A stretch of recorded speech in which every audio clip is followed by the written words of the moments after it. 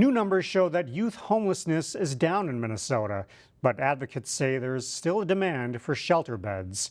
This weekend in Newsmakers, Shannon Slatton sat down with the executive director of Brooklyn Avenues, Katherine Meerse, to talk about what she's seeing locally. Brooklyn Avenues is a shelter and transitional housing program for youth in Brooklyn Park and the northwest suburbs. It's located in Brooklyn Park. And we support youth between the ages of 16 and 21 who are experiencing homelessness or housing instability. We can have up to 12 youth living with us at one time, and we're almost always full, unfortunately. All right, so you're still seeing the demand. We're definitely still seeing the demand. There's some recent research data out from Wilder Research that shows there has been a decline in homelessness in Minnesota, so that's really encouraging. But there's still far more youth experiencing homelessness than we have shelter beds available for. All right, here we are in August, right before school starts. What does that time look like at Brooklyn Avenues? Summer at Brooklyn Avenues is so much fun. We had 5 youth graduate this spring, so we've been having lots of graduation parties, either graduating from high school or from a career program.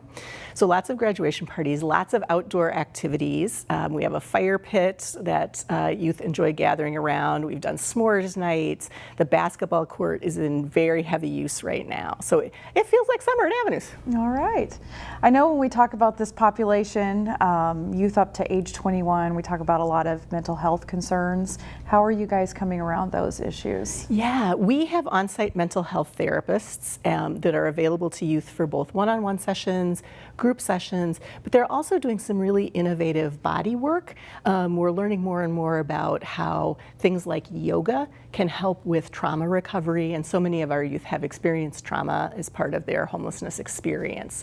So really happy to be able to offer those kind of supports. All right, and I know your job has to be very difficult, the folks that work with the youth, but it's rewarding too. It's so rewarding. Last year, 80% of youth who left Brooklyn Avenues moved into their own stable housing, including one young person who actually bought their own home. Wow. That is the first time that's happened in my 7 years at Avenues, and it was so exciting for everybody involved. All right, do you have some of the youth that come back and say, hey, look where I am now? We do. That is really fun, and we offer aftercare supports to young people so they can stay connected with our staff for typically up to a year after they leave, but we have youth sometimes come back after 5 or 6 years and just drop in and say, hey, I just wanted to see if anybody who I knew still works here, and tell everybody how great I'm doing. All right, that's nice to hear.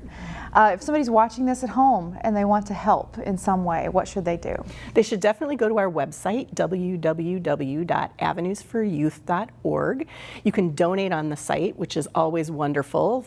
Financial donations are our most flexible and important source of funding, but we also maintain wish lists with Target and Amazon for things that we know our young people need, like hygiene products, socks and underwear, things like that. And there are links to those wish lists on our website as well. All right, very good. We hope folks check that out.